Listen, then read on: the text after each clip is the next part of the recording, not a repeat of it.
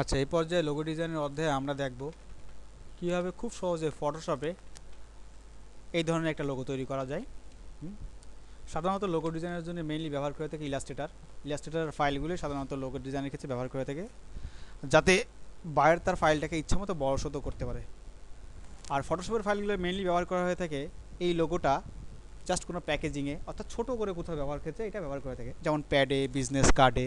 ইলাস্ট্রেটারের file থেকে ফটোশপের file ব্যবহার করতে সুবিধা হয় বলে মানুষ ফটোশপের ফাইলও চায়, ইলাস্ট্রেটারের ফাইলও চায়, যাতে ফটোশপকে ফটোশপের মতো কাজে ব্যবহার করতে পারে।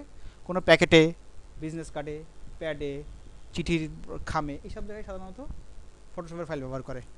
আর যখনই কোনো কিছু বড় আকারে করে, যেমন ধরেন বিল বোর্ডে দেবে, ঠিক আছে, অথবা ব্যানারে দেবে, তখন তারা ইলাস্ট্রেটার ফাইলটা চাই, কারণ ইলাস্ট্রেটার ফাইলকে যত বড়ই করেন না কেন ফাটে না, ফটোশপের ফাইল ফেটে যায়। হ্যাঁ, আচ্ছা।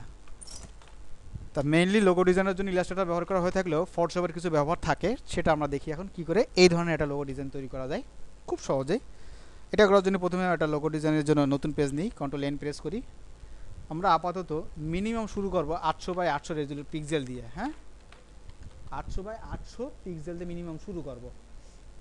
যত পিক্সেল দিয়ে পারেন আপনি, 1200, 1400। হ্যাঁ, এটা আপনি যত পিক্সেল দেবেন ফাইলটা তত বড় হবে, কোয়ালিটি ভালো হবে। হ্যাঁ, আমরা 800 নিচে না করাই ভালো। আচ্ছা, রেজুলেশন 300 দিলাম, এবার ওকে করলাম। আচ্ছা, এটাকে একটা আনগ্রুপ আনলক করে নিলাম। এবার এই লোগোটাই খেয়াল করেন, শুধুমাত্র এখানে কিছু জাস্ট একটার পর একটা শেপ নেওয়া হয়েছে, আর কিছুই না। দেখেন, একটা শেপ, জাস্ট একটা শেপ নেওয়া হয়েছে। এই শেপটা পেন টুল থেকে নেওয়া হয়েছে। এই শেপটা পেন টুল থেকে নেওয়ার জন্য আমরা কি করেছি, একটা, হ্যাঁ, পেন টুল থেকে নিয়েছি। প্রথমে আমরা একটা নতুন লেয়ার নিয়ে নিই, কন্ট্রোল শিফট এন চেপে নতুন নিয়ে নিলাম। জিনিসটা সুন্দর করার জন্য আমরা এরকম একটা শিফট চেপে এরকম একটা স্কোয়ার নিয়ে নিলাম। হ্যাঁ, যাতে স্কোয়ারটা একদম গোল হয় বা চারকোনা হয়, সরি। এইবার আমাদের এইটাকে এর এরিয়া ধরে আমাকে জাস্ট একটা পেন টুল নিতে হবে। এবার কন্ট্রোল শিফট এন প্রেস করে আমি আরেকটা নিলাম। এইটা রাখলাম শুধুমাত্র স্যাম্পল আকারে, যে যাতে আমার জিনিসটা চারকোনা হয়, তাই কাজ করার সুবিধার জন্য। এবার আমি এটা নিই, এটা ওপেন থাক। এবার আমরা পেন টুল নিলাম একটা, পেন টুল থেকে এইখানে ক্লিক করলাম প্রথম পয়েন্টে, শিফট চাপে এই পয়েন্টে, তারপরে শিফট চাপে এইখানতে এই পয়েন্টে। এইগুলো করার সময় চোখের দৃষ্টি যেন একদম মোটামুটি ঠিক থাকে। এই পয়েন্টে শিফট চেপে ধরে এই পয়েন্টে, তারপরে এই পয়েন্টে, দুঃখিত, এই কর্নার দেওয়ার সময় শিফট চাপা লাগে না, আবার এই পয়েন্টে। ওকে, হয়ে গেল।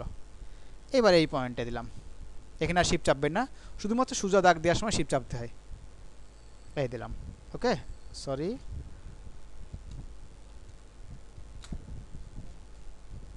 আবার আন্ডু করে অলটা চেপে এই পয়েন্টটা ক্লিক করি, একটু ছোটো করে নিই ইমেজটা। এই দেখি কেমন দেওয়া যায়। হ্যাঁ, দুটা পয়েন্ট যেন সমান হয় দুই সাইড থেকে, এটা জাস্ট খেয়াল রাখবেন। দিলাম, ওকে।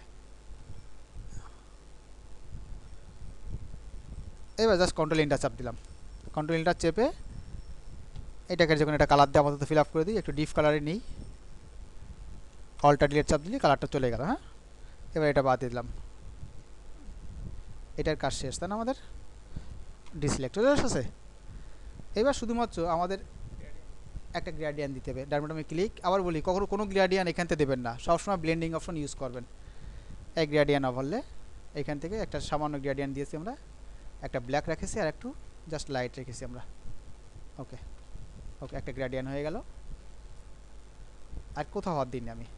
আর লোগোতে কখনো সাধারণত ড্রপ শ্যাডো দেবেন না। হ্যাঁ, লোগো করতে কোনো দিন ড্রপ শ্যাডো হয় না, সর্বোচ্চ গ্রেডিয়ান্ট হতে পারে। আর স্ট্রোক হয় না লোগোতে কখনো, এটা মনে রাখবেন। কোনো দিনই লিওতে স্ট্রোক হয় না, আর ড্রপ শ্যাডো হয় না, আর হয় না ব্যাবেল অ্যাম্বুশ, এগুলো সাধারণত লোগোতে হয় না, আমি পর্যন্ত দেখিনি।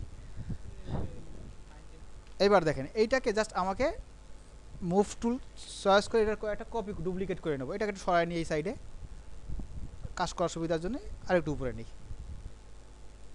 এবার কন্ট্রোল জে প্রেস করলাম, হয়ে গেল। কন্ট্রোল টি, ডাইনামিক্যালি কী হবে ফিলিপ হরিজন্টাল, জাস্ট এই সরাই দিলাম।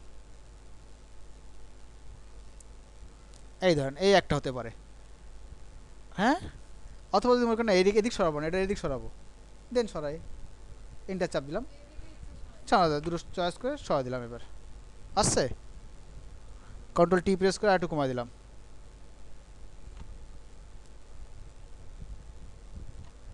Enter, control J, control T, আর কি হবে এখানে ডাবল ক্লিক, ফুলি ভার্টিক্যাল, তাই না?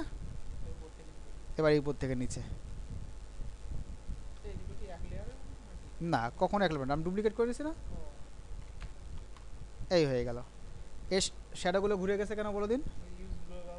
ইউজ গ্লোবাল করা সেটা না, এটা হয়তো তো 90% না, এই উল্টা 90%, প্লাস 90% আর মাইনাস 90%, এই একটা এই 70% হয়ে গেছে, মাইনাস 90% হয়ে গেল, দুইটা হয়ে গেলে খুব সহজেই একটা ডিজাইন। ওকে, আর কোনো কাজ আছে? এইবার যদি মনে করেন যে আপনি এখানে লিখে দিলেন কিছু, এই জায়গাটায় সে লিখে দিলাম এক্সট্রিম, STRIME, এক্সট্রিম লিখে দিলাম আমি সে, হ্যাঁ, এই এক্সট্রাকে আমি যদি চাই, এক্সট্রাকে আমি রেড কালার করে দিলাম। ওকে, আর কিছু দিলাম না, হয়ে গেল একটা লোগো। ধন্যবাদ, স্টপ করে